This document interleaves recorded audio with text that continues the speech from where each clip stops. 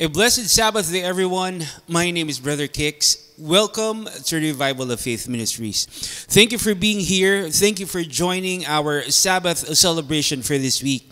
We are so blessed to see all of you today. Everyone say hallelujah. Friends, we are celebrating the second Sabbath of November. And our topic today is about something that is not just important, but also precious to us and essential to our daily lives. Ang pag-uusapan po natin sa araw na ito ay isang napakahalagang aspeto ng ating buhay na dapat nating sikapin, dapat nating pangalagaan, at higit sa lahat, dapat nating ibahagi sa ating kapwa. Today, friends, we will talk about peace. But before we start, please join me and let us open our message today with a prayer. Let us pray. Heavenly Father, Yahweh, Father, we give you thanks and praise for this amazing and wonderful Sabbath day. Thank you for this holy day that you have made and for allowing us to honor you through our celebration. We ask you, Father Yahweh, to guide us as we receive your word and your truth today. Fill us up with knowledge, with wisdom. Help us to accept and embrace your message with all our hearts. Grant us enlightenment, Father Yahweh. Give us the understanding that we need. Make us willing to obey your word all the time. Father, let your Holy Spirit speak through me. Allow me to share, to convey your message to your people according to your perfect will and to your divine purpose. Once again, thank you so much, Father Yahweh, and we give you back all the glory and praise. All this we ask in the name of your Son, our Savior, Yahshua Messiah. Hallelujah. Hallelujah. Friends, our message today is entitled Peace with One Another. Peace with one another. Friends, peace is a fundamental aspect of human existence. And like we said, peace is not just important. Peace is valuable. Peace is precious. It holds deep significance to our lives. Ang kapayapaan po, mga kapatid, mga kaibigan, ay mahalaga dahil nagdudulot ito ng kabutihan, kaayusan, at paglago sa ating mga buhay. That is why peace is actually a fundamental need. It means peace is an essential human need, not only for our personal well-being, but also for the welfare, for the interest of the people around us. Ang kapayapaan po ay kinakailangan para sa kabutihan at kapakanan natin at ng mga tao sa paligid natin. That is why peace is imperative in achieving a pleasant, harmonious, calm, and serene environment for everyone. Para po sa lahat. It is vital for growth. Peace is vital for progress, stability, and unity within the community and beyond. Ganito po kahalaga ang kapayapaan. Ito ang nagagawa ng kapayapaan. That is why, for some people, having peace is actually more important than attaining wealth and riches. Do you believe that? May mga tao po na mas pinipili ang pagkakaroon ng kapayapaan kaysa sa paghahangad at pagkakaroon ng yaman. People are choosing a peaceful and harmonious life over material riches and financial gain. For them, achieving peace, achieving tranquility is more valuable than accumulating wealth. Because for them, having peace is actually a blessing. Para sa kanila, ang pagkakaroon ng kapayapaan ay isang mahalagang pagpapala. They perceive peace as a precious gift that brings joy, comfort, it brings harmony in their lives. That is why today, as we continue to discuss and talk more about peace, let me ask you this very important question. How important is peace to you?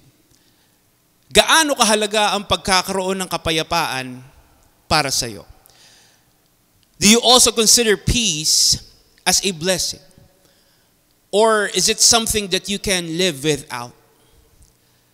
Does your life embody and reflect the peace that we must all share with one another? Sa mga nangyayari sa buhay mo ngayon, masasabi mo ba na ikaw ay mayroong kapayapaan? Is there peace in your life right now? With everything that is happening with you as we speak, with your family, your home, with your health, your finances, your job, your goals, even your faith, are you at peace? Are you at peace? May kapayapaan ba sa buhay mo ngayon? Friends, I encourage you to really think about this. And I want you to assess yourself and see if you are really at peace. And I encourage you to answer this with all honesty dahil mahalaga po na malaman natin kung tayo ba ay mayroong kapayapaan sa buhay natin. Because without peace, life is filled with chaos and conflict. Tama? Without peace, life is in constant stress and confusion. Without peace, life is full of anxiety and uncertainty. Friends, without peace, we will never find rest. Kaya mahalaga po na malaman natin kung tayo ba ay mayroon kapayapaan sa ating buhay. Especially because as followers and believers, as children of our Almighty Father, Yahweh, we are called to a life of peace. Hallelujah. We are called to a life of peace. We are called to be at peace. Bilang mananampalataya, bilang mga anak ng ating Amang Yahweh, tayo po ay napili at tinawag upang mamuhay sa kapayapaan at mamuhay ng mayroong kapayapaan. Ano po ang sabi sa Colossians 3 verse 15? And let the peace that comes from Yahshua rule in your hearts. For as members of one body, you are called to live in peace and always be thankful. Ano po ang sabi? You are called to live in peace. So as followers and believers, as part of Yahshua's one body, friends, the passage is telling us that we are called to live in peace. It means we are to embrace a life of peace. It means we are to be at peace. Bilang mga tagasunod at bahagi ng iisang katawan ng ating Messiah Yeshua, tayo po ay tinawag at inatasan na mamuhay sa kapayapaan. Bilang mga kinatawan ng ating Amang Yahweh, tayo po ay dapat mamuhay ng mayroong kapayapaan. Hallelujah! Kaya ang sabi po sa 1 Corinthians 7, verse 15, Yahweh has called us to live in peace. Let's repeat that. Yahweh has called us to live in peace. So the passage is telling us, clearly telling us that our Almighty Father Yahweh Himself has called us to live in peace. Dahil ang gusto po ng ating Amang Yahweh, may kapayapaan tayo. Hallelujah! Ang gusto po ng ating Amang Yahweh, payapa tayo. Yahweh wants peace for His children. Yahweh wants His people to be at peace.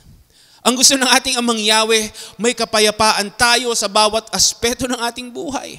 As followers and believers, we are to be at peace with Yahweh. Remember this. We are to be at peace with Yahweh, with ourselves, and with others. Hallelujah. That is why peace is imperative. Peace is essential because this is what Yahweh wants for us. Kaya naman mga kapatid, mga kaibigan, para po maging payapa tayo, ang ating Amang Yahweh na mismo ang nagkaloob sa atin ng kapayapaan. Tama po ba? Para maging payapa tayo, para magkaroon tayo ng kapayapaan, ang ating Amang Yahweh na mismo ang nagkaloob sa atin ito. Hallelujah. You see, friends, our Almighty Father Yahweh is the Elohim of peace. Our Almighty Father Yahweh is the Elohim of peace. Yahweh is our peace. He is the giver, the source of our peace. At ang gusto ng ating Amang Yahweh, mapa sa atin yung tunay na kapayapaan na nagmumula sa Kanya. Kaya ano po ang sabi sa Psalm 29, verse 11? Yahweh will give strength to His people. Yahweh will bless His people with peace. Hallelujah. So para magkaroon tayo ng kapayapaan, para maging payapa tayo, Yahweh blessed us with peace. Ang kapayapaan ay isang pagpapala na nagmumula sa ating Amang Yahweh. Ang sabi naman po sa Romans 15 verse 13, I pray that Yahweh, who gives hope, will bless you with complete happiness and peace because of your faith. And may the power of the Holy Spirit fill you with hope. Everyone say hallelujah. So again, the passage confirms that peace is definitely a blessing. Peace is a blessing, a precious blessing, and it comes from our giver and source of peace, which is our Almighty Father Yahweh. But you know what, friends? The truth is, aside from blessing us with peace, our Almighty Father Yahweh also wants us to seek and pursue peace. Remember that. He gave us peace. He blessed us with peace. But the truth is, our Almighty Father Yahweh also wants us to seek and pursue peace. Ang gusto ng ating Amang Yahweh, hangarin natin, sikapin natin ang kapayapaan. Hallelujah. Ang gusto po ng ating Amang Yahweh, mamuhay tayo ng payapa. You know why? Basahin po natin Psalm 34 verse 14. Turn away from evil and do what is good. Seek peace and pursue it. So the scripture is telling us that we are to avoid, we are to depart from evil, and we are to do what is right and good. Tama po ba? Ang sabi po mga kapatid, mga kaibigan, turn away from evil and do what is good. So tayo po ay inatasan na umiwas, lumayo sa masama at gawin kung ano ang tama at mabuti. And the scripture is telling us that for us to turn away from evil, for us to do what is good, ano po ang sabi mga kapatid, mga kaibigan, we must what? Seek and pursue peace. Hallelujah. Dapat nating sikapin ang kapayapaan. Remember, friends, as Yahweh's children, we are called to righteousness. Tama po ba? As Yahweh's people, we are called to righteousness. We are entrusted with a sacred calling to live a life of righteousness that reflects Yahweh's very nature and character. And to live out a life of righteousness includes what? Turning away from evil and doing what is good. Hallelujah. That's why Abba Yahweh blessed us with peace. That's why He wants us to seek and pursue peace. So that as Yahweh's children, we will be able to uphold our calling to live in righteousness. Kaya mahalaga po mga kapatid, mga kaibigan, mahalaga na alamin natin kung tayo nga ba ay payapa. Mahalaga na alamin natin kung tayo nga ba ay mayroong kapayapaan na nagmumula sa ating Amang Yahweh. Para tayo po ay makatupad sa ating layunin bilang mga anak ng ating Amang Yahweh. Hallelujah. Well, the great thing is, mga kapatid, mga kaibigan, the great thing is, our Almighty Father Yahweh is peace for all people. Remember this, Yahweh is peace for all people, for everyone, through His word, through His commands, through the Holy Spirit, through His Son, our Messiah, Yeshua. Yahweh has made ways for us to experience the fullness of peace. Sa pamamagitan po ng kanyang salita at mga kautusan, sa pamamagitan ng ating Messiah Yeshua at ng banal na Espiritu, patuloy nating nararamdaman yung kapayapaan ng ating Amang Yahweh sa ating buhay. Hallelujah! But the thing is, Yahweh's peace extends further and goes beyond our individual lives. Let me repeat that. Yahweh's peace extends further and goes beyond our lives. The peace that Yahweh gave us extends beyond our personal lives. Para saan, mga kapatid? To impact the lives of those around us. Ibig sabihin po, mga kapatid, mga kaibigan, yung kapayapaan na kaloob sa atin ng ating Amang Yahweh ay hindi lang para sa atin. Tama po ba? Ito po ay dapat nating ibahagi, iparamdam sa mga tao sa paligid natin. Remember, our Almighty Father Yahweh wants to be at peace with us. Remember this. Our Almighty Father Yahweh wants to be at peace with us. That is why Abba Yahweh gave us peace. And He intended for us to extend, to share peace.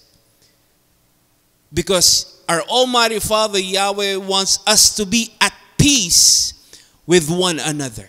Hallelujah!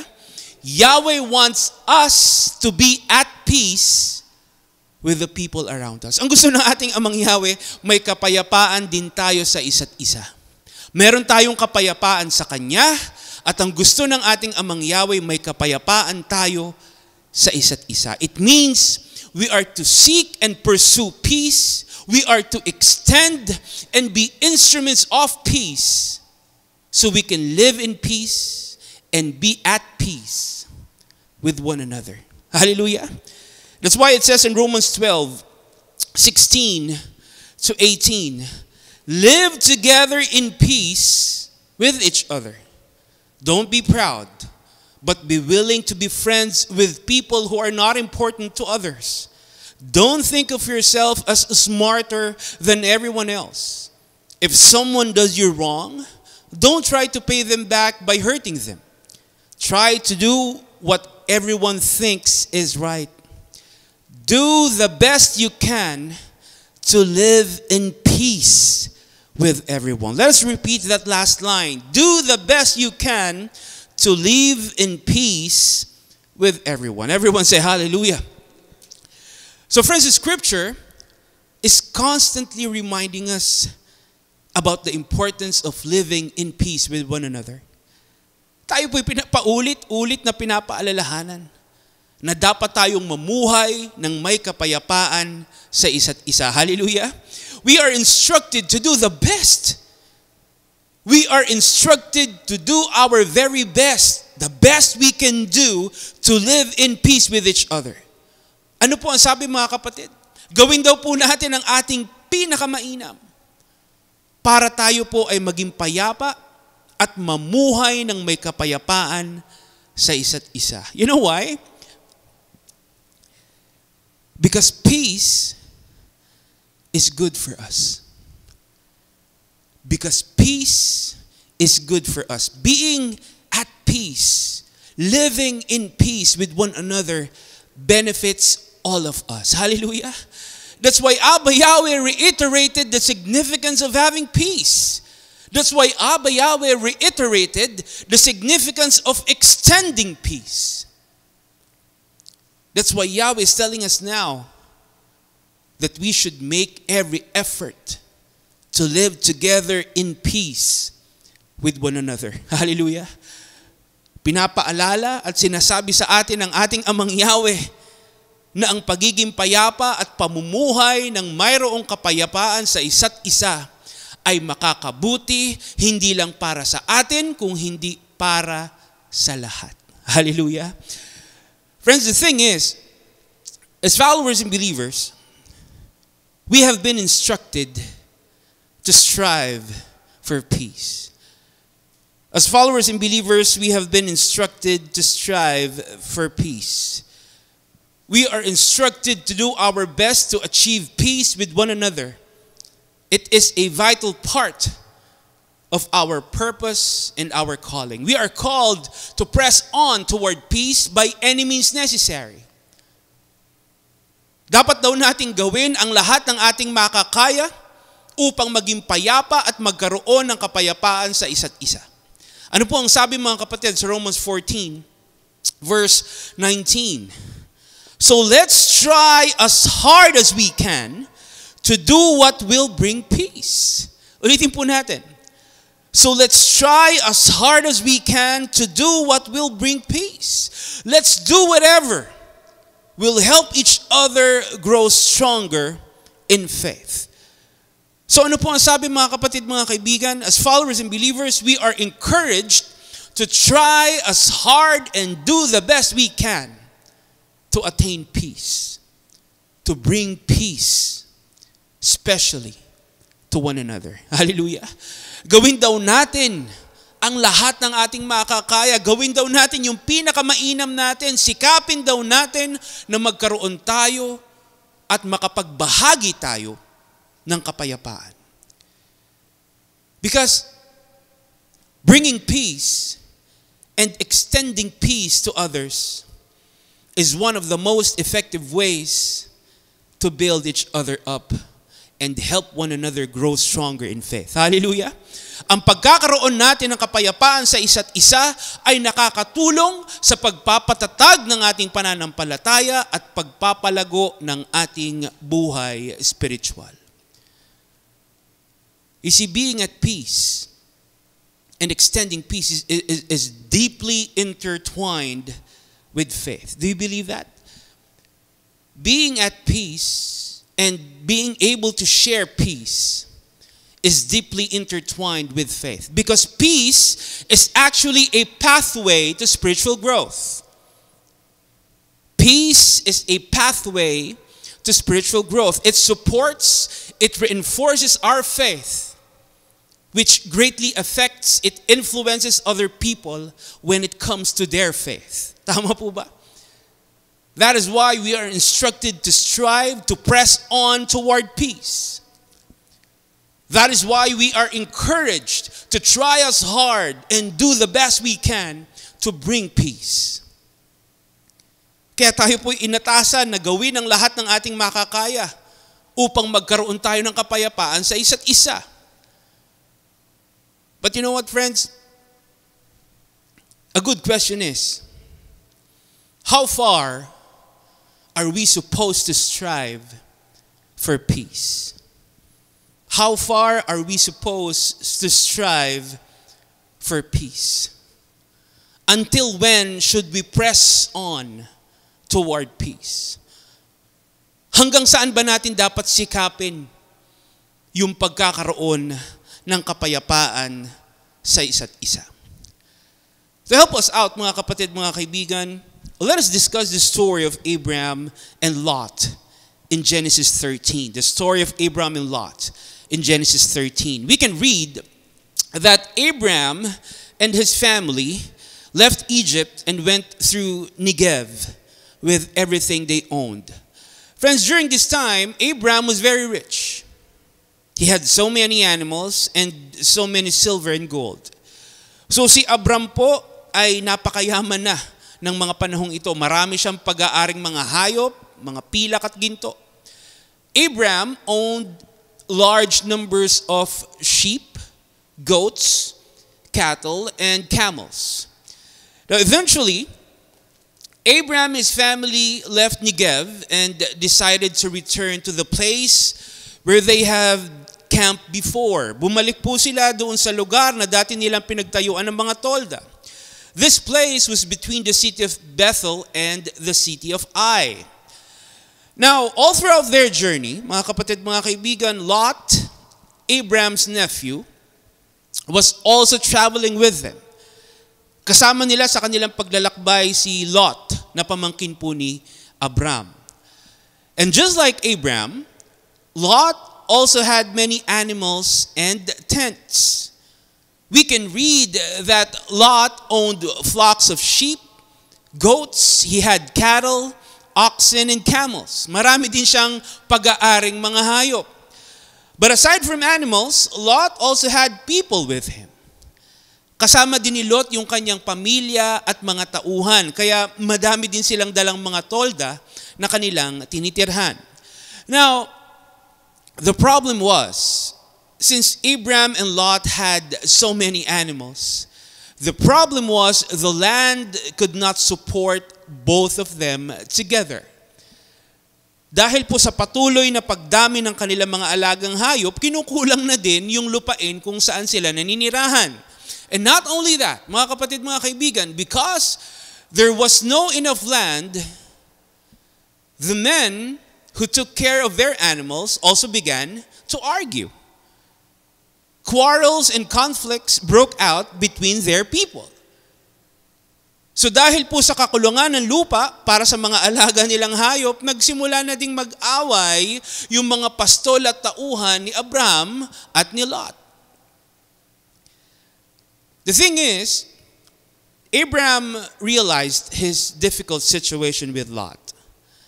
And Abram knew that their dilemma could get worse dahil nag-aaway-away na yung mga tauhan nila. But you know what, mga kapatid, mga kaibigan? Instead of just forcing Lot to give up and surrender his portion of the land, instead of using his authority to his advantage as the patriarch of their family, Abram did the opposite thing. He did the complete opposite. You see, when Abram saw that what was happening, when Abram saw how it was affecting their people, ano po ang ginawa ni Abram, mga kapatid, mga kaibigan? He immediately showed humility. Abraham avoided conflict. Abraham suggested a peaceful and favorable solution to their situation. So, imbis na magmatigas, imbis na magmataas, imbis na magalit, si Abram po ay nagpakumbaba. Siya po ay umiwas sa kaguluhan at hindi pagkakasunduan. At siya na po mismo ang nagbigay ng isang mapayapang solusyon para sa ikabubuti ng lahat. Hallelujah! Abram said in Genesis 13:8-9, "There should be no arguing between you and me, or between your people and my people. We are all brothers. We should separate. You can choose any place you want. If you go to the left, I will go to the right. If you go to the right, I will go to the left." So, instead of just pushing Lot out of his territory to get the entire land for himself, Abraham demonstrated a humble attitude. Abraham chose to put others first before himself. Hallelujah. Instead of pursuing conflict, instead of pursuing misunderstanding with Lot, ano pong ginawa ni Abraham? Abraham reached out. He reached out to Lot with utmost humility and chose to extend peace for the good of everyone. Sa kabila ng mga kaguluhan at hindi pagkakasunduan, remember friends, nag-aaway-away na po yung kanilang mga tauhan.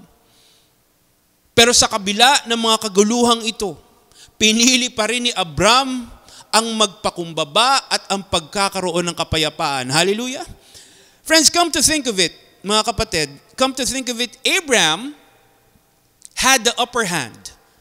Tama? He had the upper hand. He had the advantage over Lot because he was the head of their family. Tama? But instead of taking advantage of his stature, instead of taking advantage of his authority, Abraham pointed out that they should not argue and fight. Pinaalala ni Abram kay Lot na hindi sila dapat magtalo, hindi sila dapat mag-away. Because Abraham knew he understood that having peace and being at peace with others is more important than having the best land. Hallelujah. Abraham knew that living in peace and harmony with each other is more valuable than any piece of land. Alam po ni Abraham yung kahalagahan ng pagkakaroon ng kapayapaan sa isa't isa. That's why Abraham humbled himself. That's why he showed respect towards Lot. That's why Abraham exemplified kindness and he was willing to give way to Lot. Mas pinili pa ni Abraham na magparaya para sa pagkakaroon ng kapayapaan. Hallelujah. Well, eventually, after being together for many years, Abraham and Lot parted ways. Lot chose to live in the Jordan Valley and he traveled as far as Sodom, while Abraham chose to stay in the land of Canaan. But you know what, mga kapatid, mga kaibigan? The great thing is, up until the end, Abraham strived for peace. Hallelujah. Until the very end, nagkahiwalay man sila. Until the very end, Abraham did his best to achieve peace with everyone else. Despite their situation, Abraham pressed on toward peace by any means necessary. Ang sabi po mga kapatid sa 1 Peter 3, verse 11, you must turn away from evil and do good. You must strive for peace with all your heart. Hallelujah. And this is exactly what Abraham showed us today. Tama? This is exactly what Abraham is teaching us today. Siya po ay umiwas sa kasamaan, which is yung pakikipagtalo at pakikipag-away. Ginawa po niya kung ano ang mabuti, which is yung pag-unawa at pagpapakumbaba. Higit sa lahat, buong puso niyang sinikap na magkaroon ng kapayapaan. Hallelujah. That's why our question is, are we like Abraham when it comes to peace? Are we willing to do what is necessary? Are we willing to humble ourselves, to give way for the sake of peace? Mas pipiliin ba natin ang kapayapaan kaysa sa sarili nating kapakanan? Will you still press on toward peace even if you are in a difficult situation just like Abraham? Mga kapatid, mga kaibigan, ang pagkakaroon po ng kapayapaan ay kalooban sa atin ng ating Amang Yahweh. Tama po ba? Ang pagkakaroon ng kapayapaan ay kalooban ng ating Amang Yahweh para sa kanyang mga anak. Yahweh desires us to have peace. That is why we are commanded to seek, to pursue, and to live in peace with one another. Hallelujah! Ano man ang ating sitwasyon, ano man ang ating pinagdaraanan, patuloy dapat nating sikapin ang pagkakaroon ng kapayapaan sa isa't isa. Of course, attaining peace can be challenging. Achieving peace can be difficult at times, especially when it involves people who doesn't value peace as we are supposed to do. Tama po ba? Kaya kadalasan nagiging mahirap para sa atin ang magkaroon ng kapayapaan sa isa't isa. Because there are people who doesn't value peace like we do. But then again, peace is part of our obedience to Yahweh. Tama? Let's keep this in mind and in heart. Peace is part of our obedience to Yahweh. Obeying Yahweh should not be based on other people. Tama po ba? Peace is part of our obedience to Yahweh, and obeying Yahweh should not be based on other people, which means having peace and extending it should not depend on other people. Tama po ba? Remember, we are instructed to try hard. We are instructed to do our best to bring peace. We are commanded to live in peace with one another no matter what. Tama po ba? And this is what we should do. Ito po dapat ang gawin natin. The thing is, we should not let our peace be hindered and compromised, especially by people who don't value peace. Tama po? Hindi dapat nakadepende sa ibang tao yung kapayapaan na dapat meron tayo at ibinabahagi natin. Hallelujah! Don't let others upset and disturb your peace. Remember that. Don't let other people upset and disturb your peace. Don't let external circumstances affect the peace that Abba Yahweh has put in your heart and wants you to enjoy in life. Don't allow difficult people to take away the blessing of peace that you are meant to share with others who are truly seeking and wanting peace in their lives. Hallelujah! Huwag mong hayaang mawala sa iyo yung kapayapaan na dapat mong ibahagi sa mga taong naghahanap at nagnanais ng kapayapaan sa kanilang buhay. Hallelujah! Ang sabi po sa Isaiah 57 verse 19, start singing my praise. No matter where you are, I, Yahweh, will heal you and give you peace. Everyone say hallelujah. Friends, again, Abba Yahweh gave us peace. And He has given you peace because He wants you to be a source and vessel of peace. Yahweh wants you to be an instrument, to be a channel of peace to those who feel lost, to those who are weary, afraid, to those who are worried, hopeless, desperate, confused, discouraged, and alone. Ang gusto nating Amang Yahweh, maging daluyan ka ng kapayapaan sa ibang mga tao. Hallelujah! Ang gusto ng ating Amang Yahweh, maging tagapamahagi ka ng kapayapaan sa ibang mga tao. Ulitin natin. Layunin mo mula sa ating Amang Yahweh ang maging tagapamahagi at daluyan ng kapayapaan na nagmumula sa Kanya. Hallelujah! That's why right now, I want you to think and ask yourself, do you see yourself as a vessel of peace to the people around you? Masasabi mo ba na nakapagdudulot ka ng kapayapaan sa ibang mga tao?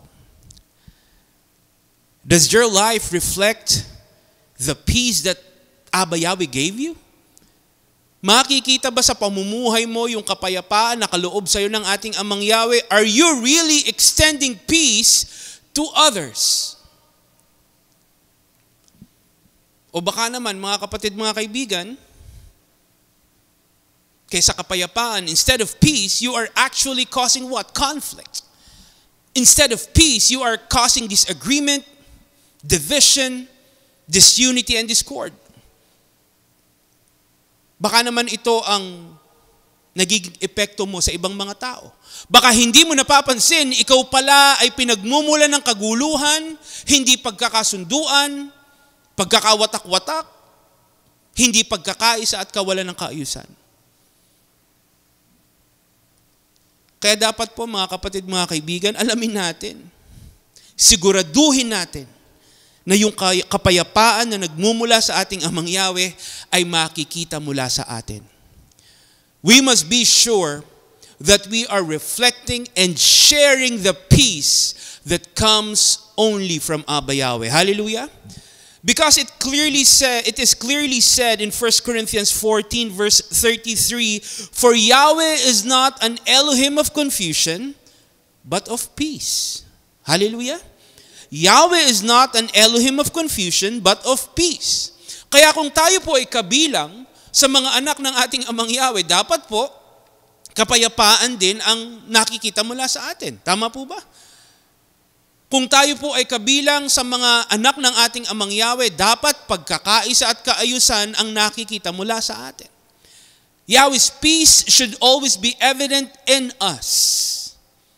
Peace must abound in everything we say, think, and do. Hallelujah. But the thing is, kung ang makikita sa iyo ay kawalan ng kapayapaan, kung ikaw mismo ang pinagmumula ng kaguluhan, hindi pagkakasunduan, pagkakawatak-watak, hindi pagkakaisa at kawalan ng kaayusan, ang tanong natin mga kapatid, kanino galing yan? Kanino nagmumula yan? Because definitely as the Elohim, as the author of peace, conflict, disagreement, division, and disunity are not from Abba Yahweh. Remember that. So kung ito yung mga nakikita sa'yo, kung ito yung nakikita sa mga kilos mo, sa pananalita mo, sa pakikitungo mo sa ibang mga tao, sa pamumuhay mo, friends, the question is, if it's not from Yahweh, kanino nagmumula ang mga yan? To help us out, let us read 1 John 3, 8 to 10. 1 John 3, 8 to 10. It says, anyone who keeps on sinning belongs to the devil. He has sinned from the beginning, but the Son of Yahweh came to destroy all that he has done. Yahweh's children cannot keep on being sinful. His life-giving power lives in them and makes them his children. So they cannot keep on sinning. So now we can tell who are children of Yahweh and who are children of the devil. Anyone who does not live righteously and does not love other believers does not belong to Yahweh. Friends, righteousness and love for others are foundational qualities that leads to peace. Let me repeat that. Righteousness and love for others are foundational qualities that leads to peace. When righteousness and love for others are cultivated, ano po ang nangyayari? It paves the way for peace. Because when we live righteously, when we love one another, we also live in peace. Hallelujah. We also live in harmony with each other. So, a life without righteousness and love for others is a life without peace. Tama po ba? Which means, a life without peace is from the enemy. Tama? Ibig sabihin, kung ang makikita sa iyo ay kawalan ng kapayapaan at kaayusan, kung ang makikita sa iyo ay hindi pagkakasunduan at pagkakawatak-watak, yan po ay nagmumula sa kaaway. And as followers and believers, we don't want that. We don't want to cause conflict. We don't want disagreement. We don't want division and disunity. We don't want the enemy to prevent us from living in righteousness, in love, and in peace with one another. Tama po ba? Kaya bilang mga anak ng ating Amang Yahweh, patuloy po nating sikapin na maipakita at maibahagi sa ating kapwa yung kabutihan, pag-ibig, at kapayapaan na nagmumula sa ating Amang Yahweh. Hallelujah! Let us always do our best to reflect and extend the peace that Yahweh has given us. Let us continue to strive as vessels and instruments of Yahweh's peace to the people around us. Huwag po nating hayaan na magamit tayo ng kaaway. Huwag nating hayaan na pagmulan tayo ng awayan, pagmulan tayo ng pagkakawatak-watak at kawalan ng kapayapaan. Remember, friends, Yahweh's purpose for us is to extend peace, not hinder it. Yahweh's purpose for us is to bring peace to one another, not withhold it. Tama? And this is what we should do. This is how we should live. Live a life that is dedicated and committed to creating and bringing peace to all people. Hallelujah. Gamitin mo yung buhay mo.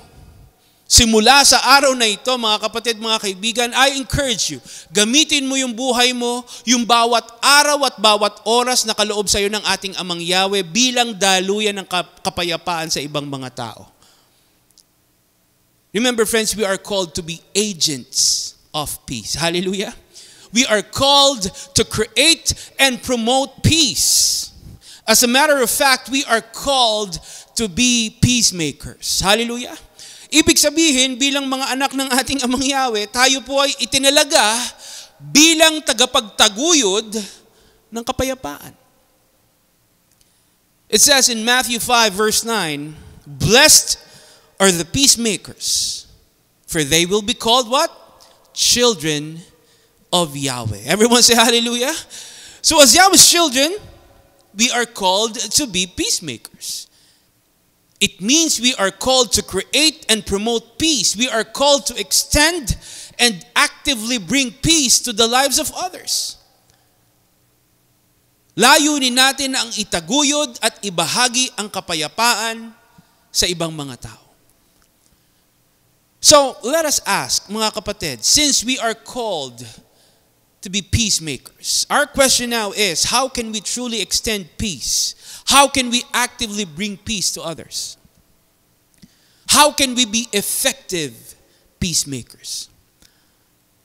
Ano po ang dapat nating gawin upang makapagbahagi tayo ng kapayapaan sa ibang mga tao na ayon sa ating Amang Yahweh? First off, mga kapatid, as peacemakers, we are truly blessed. Alright? Remember this. We are truly blessed because our Almighty Father Yahweh gave us the perfect example when it comes to peace. Tama? Ibinigay na sa atin ng ating Amang Yahweh yung pinakamainam na halimbawa na dapat nating gayahin sa pagtataguyod ng kapayapaan. Through our Messiah Yeshua, Yahweh gave us the perfect example of peace. Through our Messiah Yeshua, Yahweh gave us the Prince of Peace. Hallelujah. In fact, in the book of Isaiah, chapter 9, we can read that our Messiah Yeshua was referred to as the Prince of Peace. So bakit po kaya ito ang itinawag sa kanya, mga kapatid, mga kaibigan? Bakit Prince of Peace ang itinawag sa kanya? Because our Messiah Yeshua is the embodiment of Yahweh's peace. Abba Yahweh is the Elohim of peace, and Yahshua is the embodiment of that peace that comes from Abba Yahweh. Through his humility, compassion, and forgiveness, Yahshua exemplified peace that comes from Abba Yahweh. Hallelujah! Ang ating Messiah Yeshua po ang dahilan kaya tayo nagkaroon ng kapayapaan sa ating Amang Yahweh. Ang ating Messiah Yeshua po ang naging daan para mapasa atin yung kapayapaan na nagmumula sa ating Amang Yahweh. Let us read that in Romans 5 verse 1. Now that we have been put right with Yahweh through faith, we have peace with Yahweh through whom? Our Messiah Yeshua. Everyone say hallelujah. So, the passage is telling us that because of our Messiah Yeshua, we now have peace. And we are at peace with our Almighty Father Yahweh. Dahil po ito sa ating Messiah Yeshua. It means the blessing of peace that comes from Yahweh was made possible through our Messiah Yeshua, which emphasizes his role as the source of Yahweh's peace for the believers. That is why Yahshua said in John 14 verse 27, I give you peace.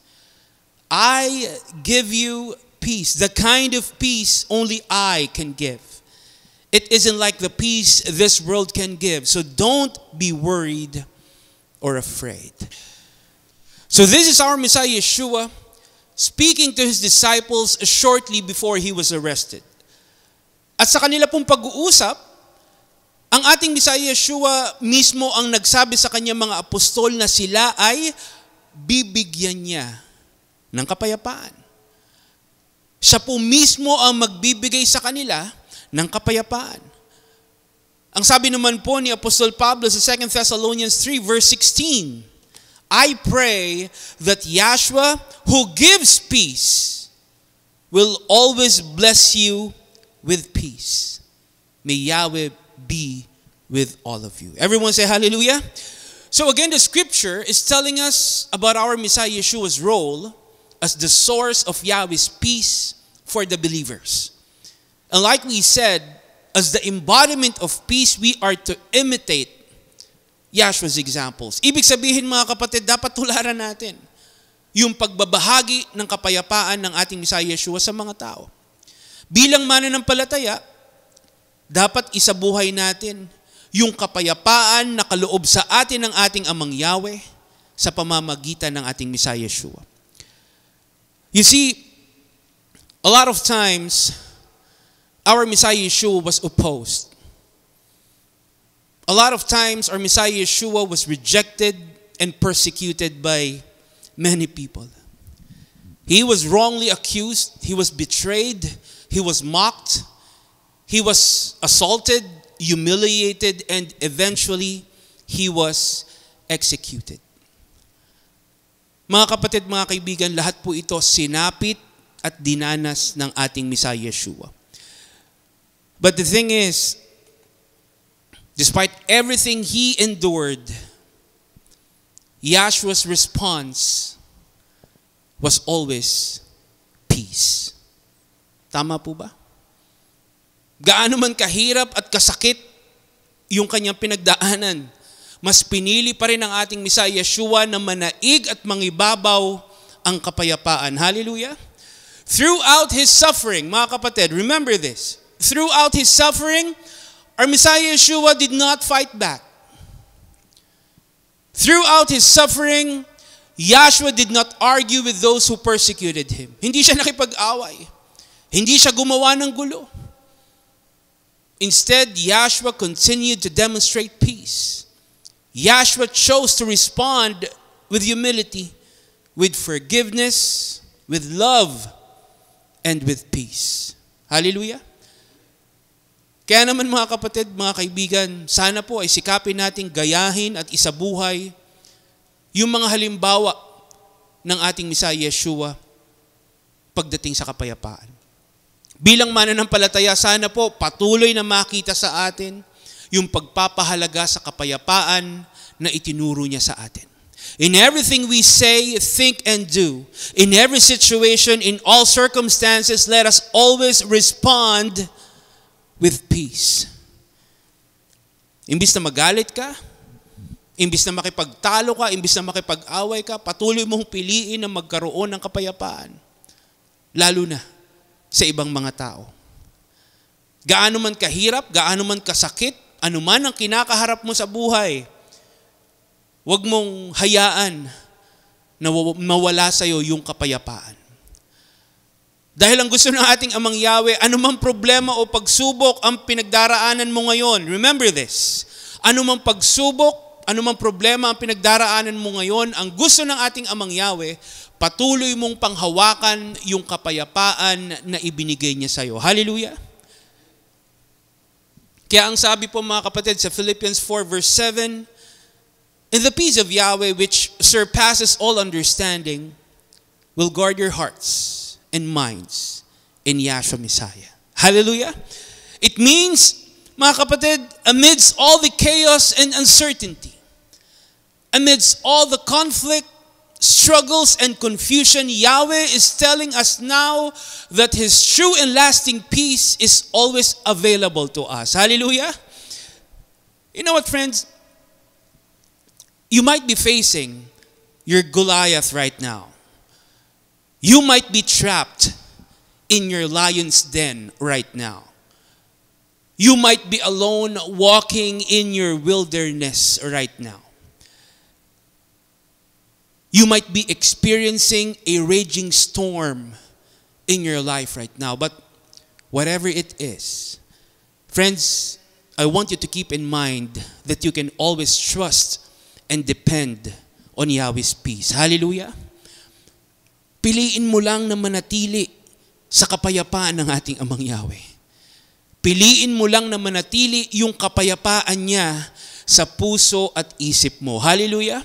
All you have to do is to choose peace, be at peace, and live in peace with other people. Friends, in a world filled with chaos, confusion, and uncertainty, it can often feel overwhelming to find a sense of peace and stability. In a world filled with noise and distraction, it may seem difficult to be calm and still. But the great thing is, our Almighty Father Yahweh is telling us now that His peace is always within reach. Hallelujah. Abba Yahweh's peace is always within reach. Yahweh is telling us now that His peace is a powerful assurance that no matter what we face, no matter what the world throws at us, His peace will guard your hearts. It will protect your mind so we can walk with courage, confidence, and faith. Hallelujah. Remember, Yahweh's peace is like an unshakable anchor. It is a solid foundation that is keeping us steady. Yahweh's peace is like a sanctuary for our soul. It is a refuge in times of trouble. It is a source of strength in times of weakness. That is why, with utmost intentionality and willingness, friends, let us anchor ourselves and seek refuge in Yahweh's peace. Panghawakan natin at manahan tayo sa kapayapaan ng ating Amang Yahweh. Let us make a conscious choice to stay rooted in Yahweh's peace. Let us commit to having peace, to being at peace, and to living in peace with one another. Hallelujah. And let Yahweh's peace renew our strength. Let Yahweh's peace inspire us to persevere. Let Yahweh's peace fill us up with hope that better and brighter days are ahead. Everyone say hallelujah. Friends, at this point, let me invite you once again to join me in prayer as we give thanks and praise to our Almighty Father Yahweh. Let us pray. Heavenly Father Yahweh, we thank and praise you once again for this wonderful Sabbath day. Thank you for the opportunity to gather in your presence to praise and worship you, to praise and give glory to your mighty and most powerful name. Thank you, Father Yahweh, for your message that we received today. And with humble hearts, we come before you, longing to experience the fullness of your peace.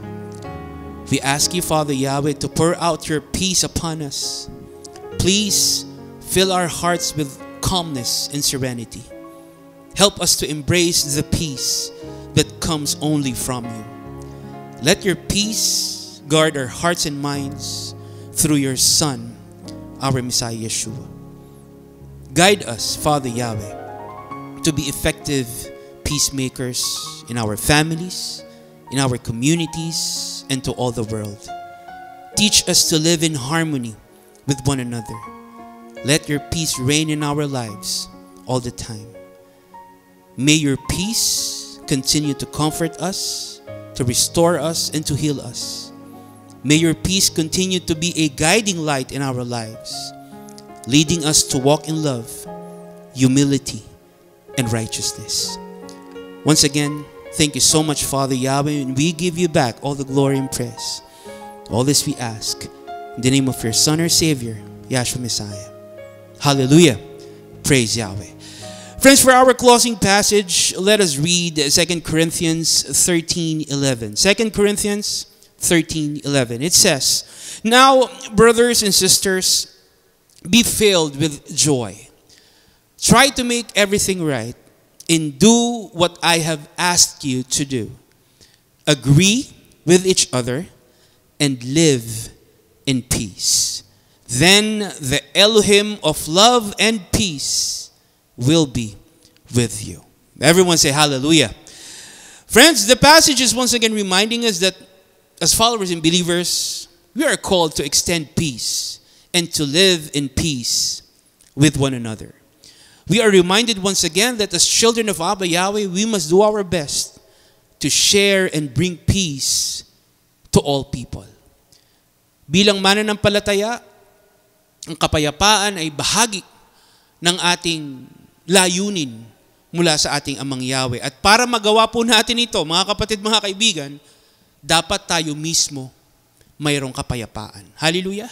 Dapat tayo mismo nasa atin yung tunay na kapayapaan na nagmumula sa ating Amang Yahweh. That is why starting today, I encourage you, friends, I encourage you to make seeking Yahweh's peace a daily priority. Make seeking Yahweh's peace your daily priority. Starting today, I encourage you to strive and do your best to pursue Yahweh's peace in every aspect of your life. Hallelujah! At kapag nasa iyo na yung ganap at lubos na kapayapaan ng ating Amang Yahweh, gawin mo ang lahat ng makakaya mo upang maisabuhay mo at maibahagi mo yung kapayapaan ng ating Amang Yahweh sa ibang mga tao. Hallelujah! Remember, Almighty Father Yahweh is the Elohim of peace. Yahweh is the Elohim of peace. That's why as Yahweh's children, we are people of peace. We are peacemakers, called to create and bring peace to all the world. That is why let us embrace and uphold this calling with utmost eagerness and enthusiasm. As we live in peace with one another, friends, let us stay rooted in Yahweh's peace. Let us continue to embody Yahweh's peace and fulfill our divine purpose as peacemakers to the world. Everyone say hallelujah.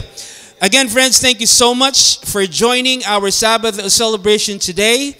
May our Almighty Father Yahweh bless you and fill you with His peace now and always. A blessed and a meaningful Sabbath day. Revival of Faith Ministries. Hallelujah. Praise Yahweh. Let us stand up and receive Yahweh's blessings. Yevareka ka Yahweh v'iyish mereka, Yair Yahweh paneveleka v'ikunika, Yesa Yahweh paneveleka v'yasem leka shalom. May Yahweh bless you and keep you. May Yahweh make shine His face on you and be gracious to you. May Yahweh lift up His face unto you and give you peace. May Almighty Father Yahweh bless us all. Hallelujah.